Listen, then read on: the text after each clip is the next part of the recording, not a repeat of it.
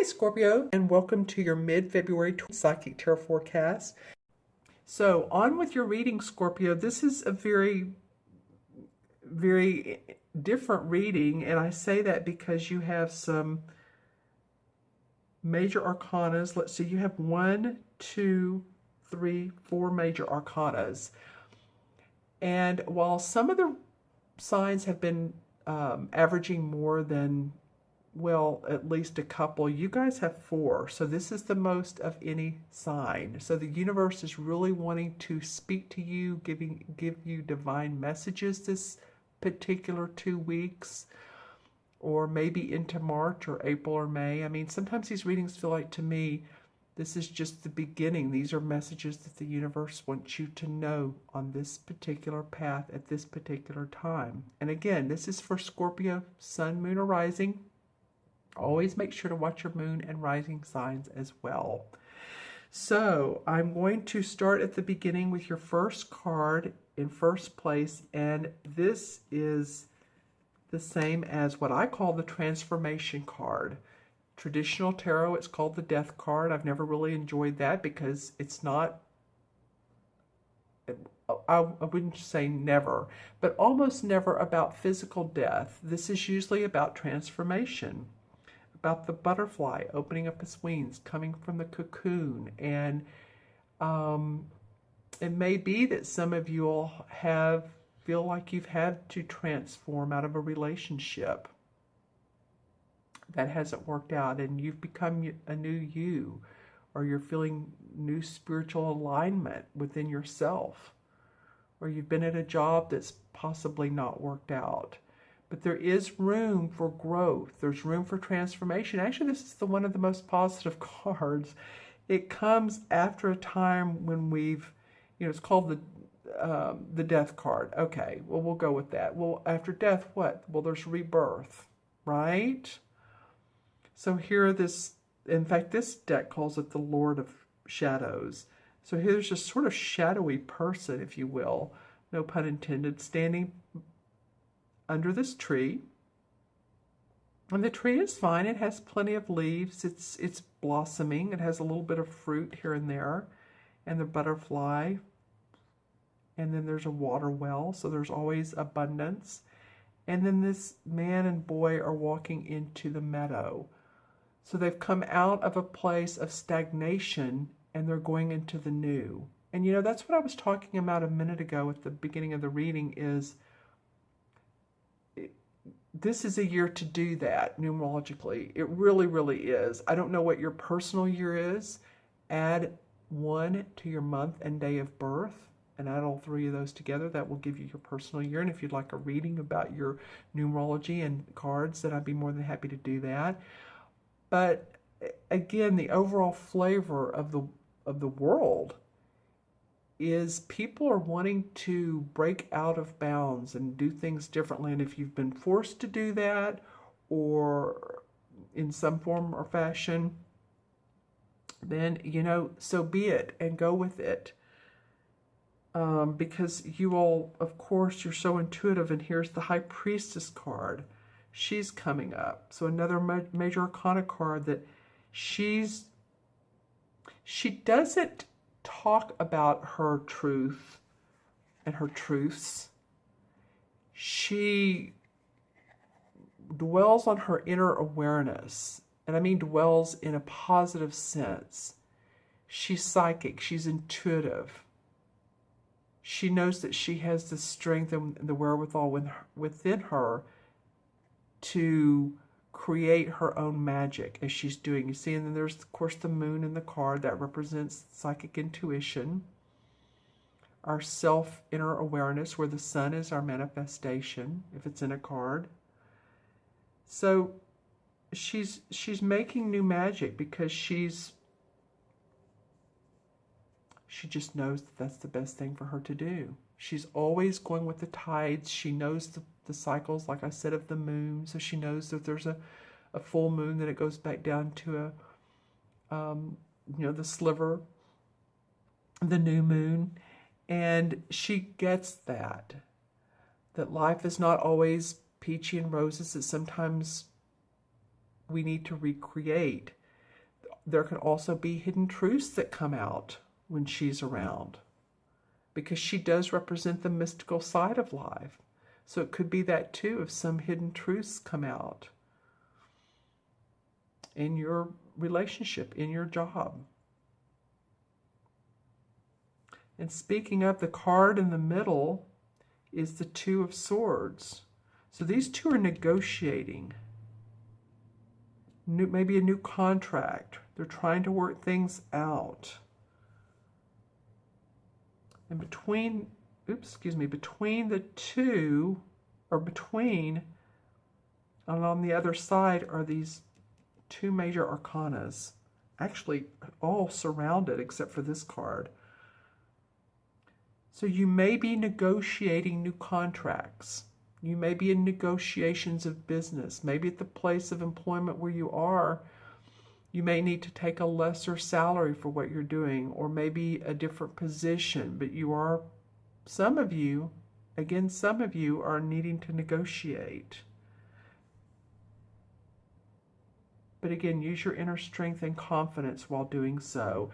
Below you have what's the same as the Emperor card. In this deck it's called the Horned God, but this would be the Emperor below the Two of Swords. So a lot of times this card indicates to me someone who is, well, a father figure. He's an archetypal father figure. As you can see in this deck, he's a well sculpted man. He's bearing his sculpted chest, and he has his animals, and he's been in the forest, and he's been hunting, or whatever he's been doing. But he's a man of nature, and he knows he can survive because he knows the skills of life and the skills of nature itself.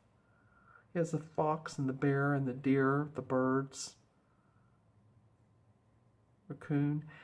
So this archetypal father, and this could be in the human world, or this could be, oftentimes this is a spirit that's passed over, that, maybe a father figure, someone who's on the spirit side, an archangel who could be helping you with this transformation. Boy, that was hard for me to say. I was felt like I was in slow-mo when I said that, Scorpio. That was interesting. Maybe this transformation's coming over a period of time, and you've known about it or not. But anyway, it supports this negotiating. So feel the strength and the power of the archetypal father, man, very authoritative man, confident. Be confident in your negotiations, in your skills, when you're talking to other people. You don't have to boast or brag, but just be confident, and I can handle this, I can do this. These are the things I can do. Even if you walk out of the office, if you're talking to someone, wow, and your knees want to collapse and your face is red, or you feel like you're sweating. And my dog just decided to bark on that one, giving you extra strength. So I'm just saying that with all these major arcana cards that are surrounding this guy, this situation here, the universe really, really, really is taking note of you this particular 2 weeks. On the left-hand side of the Emperor is the High Priest, or the Hierophant. And the Hierophant card is about social or spiritual teachings. It could be a structure of spiritual teachings, but it might be too that you're studying mythology, or you're studying the mystics of the past, or you're channeling. I mean, I don't know. This could go in a variety of ways. You guys might be studying people who are deep into, trance, meditation. But this comes out strong, and it's interesting that both the High Priest and the High Priestess are in your spread. She's more inwardly and more intuitive, inward, self-aware. He again, you know, I was saying the moon is inward, the sun is outward. So he's manifesting. So it might be learning with other people, reading and listening to people online, on YouTube, spirituality. It's what's outside of you. A mentor, someone you really appreciate and respect, that maybe you don't know, who's famous or not, but I'm just saying this is normally the pursuit of scholarly or spiritual teachings. It could be for higher learning. You know, higher learning can also mean higher learning within the work that you do. But it's under this transformation. It's under this transformation card.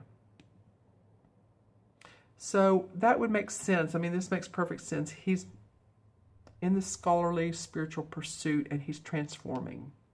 And you're transforming. Okay. Yeah. And then underneath the 6th card is the 7 of Swords, which they call a themes in this deck. Actually, you have 2 sword cards. 1, 2. You have 4 major arcana cards and 2 sword cards. Such an unusual reading, Scorpio. Okay, so the 2 sword cards, one is about negotiating, and swords are about ideas, our thoughts, and our fears. But when you're negotiating, you don't want to negotiate your fears, really, if you're in a contractual arena. The 7 of Swords is about being shrewd. As you can see, this guy has come out of the forest. He's been hunting. He has his hunt, all of his, whatever you call it there. I don't hunt, so I'm not sure. But his 7 swords are on the back of his satchel here. And then he's walking home to his spouse. But he's turning around and he's looking back in that forest like, I got out of there. And, you know, it was like a minute ago when I was talking about walking out of an office after you've negotiated a deal. You know, it's that same feeling. He's looking back thinking, that took some planning. That took some tactical or shrewd planning, but I did it. So this being the last card of this particular spread, I feel like this is something that you all are going to gain throughout this next couple of weeks or so. Could be into March again. You know, again, the swords are about our thoughts, our fear, our inner thinking. You have a lot of inner this month because of the major arcana and the 2 thought cards. It's not so much about doing at the end of this month. I mean, you may have to, but it's not focusing on that as much as it is conceptualizing, feeling the support, the spiritual and psychic stuff, and the transformation. Okay, interesting. Let's pull some clarification cards out of the Hanson Roberts deck. That's what the top wants to come out. The 3 of Swords. Well, another sword card. Okay, a sword card. Well, the 3 of Swords is moving past a negative experience. And the experience could be a love relationship. It is a heart. And it could be about a job or a personal relationship. But with this 3 of Swords comes new beginnings. So it's not all bad. It's new starts, and it could be about this transformation here, helping you to transform. 3 of Pentacles. Your first Pentacle card, good. Okay, so the 3 of Pentacles is about learning new skills. It's apprenticeship, going back to school, learning, you know, she's talking about this High Priest. So that could be part of it, is, again, learning new talents and abilities that you need to keep going with your work or your job, or to get a new job. The Star card. Wow, you guys. Another major arcana. Wow, okay. So the star is the star. She's seeing the stars in the sky. She's handling the water. So she's between worlds. She's paying attention to the spiritual world, and she's feeling the human world. So she knows how to incorporate both. She feels like she has come a long way. Her wisdom is rising. Her star power is rising. The planets are aligning for her and for you guys too. This is not just for, all these cards are gender or are not gender specific. So the feeling of alignment within yourself, and I feel like this is to come. Again, we have another bird. Lots of birds and in these cards. All right, so I'm going to leave it at that, Scorpio, because this is definitely a unique reading.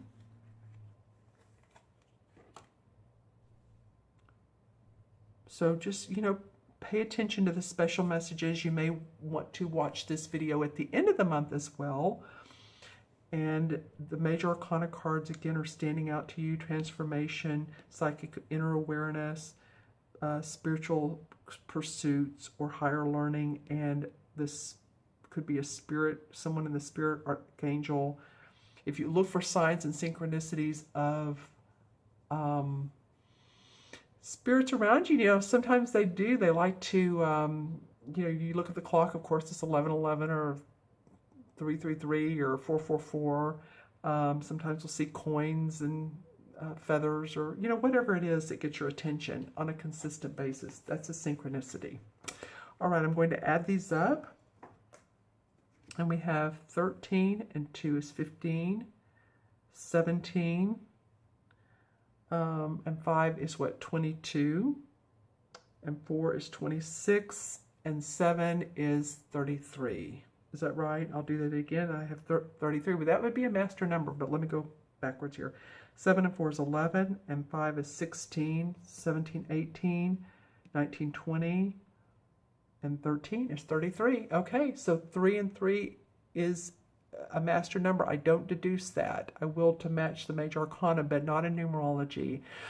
33 is heart of God number. Wow, here we go with, this is a little bit deeper reading than, and you guys are one of my last but not least ones.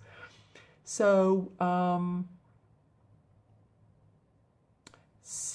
being positive though, being happy, being loving. 3 is cheery. 3 is cheerfulness. Don't be hard on yourself. Be happy, be open, be playful. Open feels like the word, and positive. Okay, because I do feel like that there's so much that the universe is wanting to say to you. So don't feel left out or alone, or it's easy to say, I know, but reach out if you feel lonely or not. But and this, we wanted to do to 6 in with the major arcana because there is not a 33. It goes to 21. But 6 in the major arcana is the Lover's card. So feeling a deep commitment of love, whether it's in your physical world that you have someone to love, or it's spirituality, or your God or your angels or whatever it is. It's just the feeling of a deep commitment of that love essence.